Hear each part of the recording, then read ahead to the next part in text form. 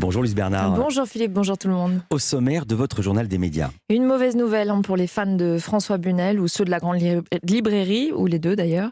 Le résultat de la motion de défiance envers le directeur de l'information de France Télé, les nouveautés de la chaîne L'Équipe, celle de Public Sénat, et puis la nouvelle version payante d'un réseau social très populaire chez les ados. Mais d'abord, les audiences qu'ont regardé les Français hier soir à la télé, le trio de tête. Ils ont regardé TF1, on a retrouvé la 7e compagnie, 4 560 000 téléspectateurs.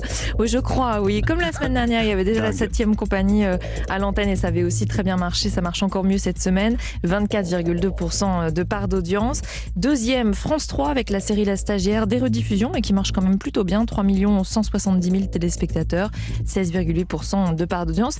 Et puis troisième, le documentaire de Guy Lagache sur France 2 qui a suivi Emmanuel Macron, un président, l'Europe et la guerre. C'est un bon score pour cette case. 2 210 000 téléspectateurs, 12,2% de part d'audience. Europe 1 Culture Média. Et on débute ce journal avec cette information. François Bunel arrête la grande librairie. Oui, il ne présentera plus l'émission de France 5. Une page qui se tourne après 14 ans à la tête du programme. Information du journal Le Parisien. Il explique que c'est sa décision, qu'il a envie de nouveaux défis. Faire des films de cinéma, des séries, écrire et tourner des documentaires, produire des nouveaux talents. Il confie et travaille notamment sur une mini-fiction sur un écrivain du XXe siècle. Ce sera pour France Télévisions. Et il ajoute « J'adore mon métier, mais j'aime encore plus l'aventure et relancer les dés. J'ai envie de me renouveler, de me réinventer. » Alors il va quand même rester producteur de la grande librairie et il continuera de s'impliquer sur l'émission, mais en régie. Son ou sa successeur n'a pas encore été dévoilé. Sa dernière émission, ce sera donc mercredi prochain et ce sera aussi la 500e. Dans l'actualité des médias également, les rédactions nationales de France Télévisions votent une motion de défiance contre leur directeur de l'information. Faites-vous confiance à Laurent Guimier pour diriger l'information de France Télévisions? Voilà la question qui a été posée. Eh bien, la réponse est non, à une très forte majorité, 83% chez France 2 et France 3, et plus encore à la rédaction web de France Info, 93%. En revanche, chez France Info, la télé, la confiance l'a emporté à 53%, mais ça ne suffit pas à contrebalancer le reste des votes. La motion de défiance a donc été adoptée hier.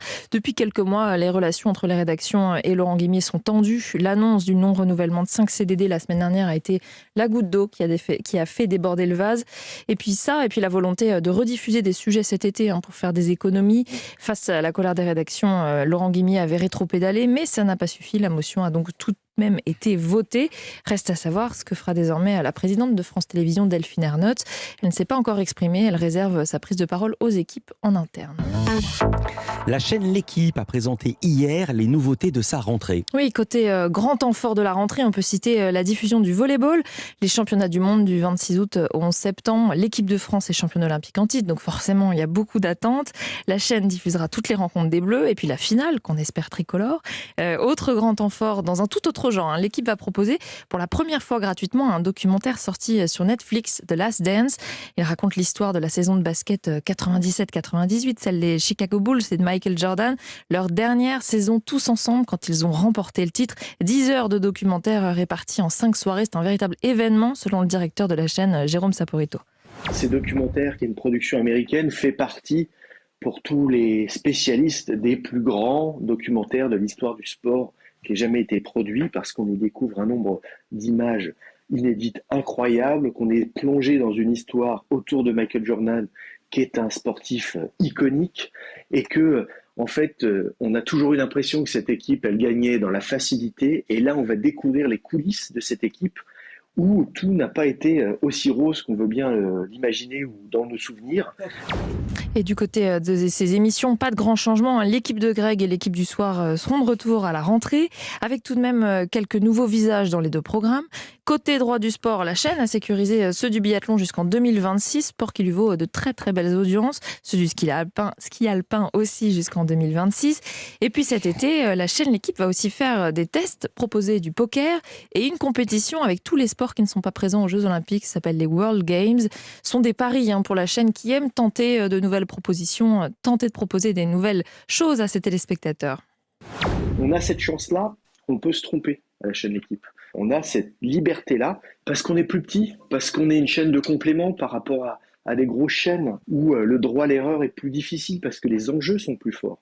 Nous, on a cette chance-là d'être encore à une taille où, si on se trompe un jour, on réessaye, on retente. Il faut qu'on en use et abuse. C'est une des clés de notre succès. Si on y arrive, c'est parce qu'à un moment donné, on a testé. Parfois, on se trompera, mais parfois, on réussira. Le biathlon, c'était un pari. Au départ, il y a 5-6 ans, ça n'avait jamais été diffusé en clair. C'était un vrai pari. On voit le succès que ça a quelques années après, où c'est plus du million de téléspectateurs à chaque course. Ben là, c'est la même idée. Jérôme Saporito, directeur de la chaîne L'Équipe. Là aussi, il est question de nouveautés. Public Sénat va lancer 5 nouvelles émissions à la rentrée. Oui, en plus des nouveaux programmes qui étaient lancés l'an dernier, d'après le Figaro. Au programme, donc pour cette rentrée, une hebdomadaire politique chaque week-end, une mensuelle qui traitera du rapport des jeunes à la politique, une série d'entretiens aussi avec de grands acteurs économiques, un programme de décryptage sport et société, et puis enfin, une émission littéraire tous les vendredis et samedis animée par Denis Oliven, l'actuel co-gérant et directeur général de Libération. Actualité série ou plutôt fin de série, il n'y aura pas de saison 3 de la série OVNI. Oui, Canal+ ne la renouvelle pas faute d'audience suffisante, c'est une information de Télérama. La saison 2 diffusée en février sera donc la dernière, mais elle a été tournée sans savoir qu'elle n'aurait pas de suite. Donc il n'y a pas de vraie fin à cette série. Alors pour rappel, c'est une comédie avec Melville Poupeau sur des scientifiques qui tentent de prouver l'existence de traces de vie extraterrestre. Les équipes de la série n'ont pas de rancœur vis-à-vis de Canal+. Elles confient avoir conscience qu'on est dans un moment de concurrence féroce entre les diffuseurs. C'est le jeu de la télé. Voilà ce qu'a dit l'un des co-scénaristes et co-créateurs de la série à Télérama. Et on termine avec Snapchat qui propose désormais une version payante. Le réseau social très prisé des jeunes lance un abonnement baptisé Snapchat Plus. Oui, pour 4 $ par mois, il est désormais possible d'avoir accès à de nouvelles fonctionnalités, comme savoir qui a regardé plusieurs fois le contenu que vous avez posté, les petits curieux. Ce sont les stories, ou bien des outils pour personnaliser votre profil. Cette nouvelle fonction payante est proposée dans une dizaine de pays, dont la France. Pas question, en revanche, pour l'application de supprimer la publicité, version payante ou non. C'est là-dessus que repose tout son modèle économique. Alors, ce nouvel abonnement, ça trahit surtout les difficultés financières du réseau social qui génère un gros chiffre d'affaires, plus de 4 milliards de dollars en 2021, mais qui ne dégage pas de bénéfices nets. Merci beaucoup, Louise Bernard. Toutes ces infos à retrouver dans la newsletter média. Inscription gratuite sur europe1.fr. Et puis, je vais vous faire ma meilleure imitation. C'était le petit chat que vous aviez dans la gorge. Je voudrais juste dire un mot pour Alexis Patrick qui reprend tous les jours les infos médias pour le site internet europe1.fr. C'est son dernier jour aujourd'hui. Je le remercie pour son travail, toujours dans la bonne humeur. En plus. Merci beaucoup et on se reverra la saison prochaine, Louise, pour un nouveau journal des médias, mais vous serez là lundi. Avec mon chat dans la gorge, peut-être.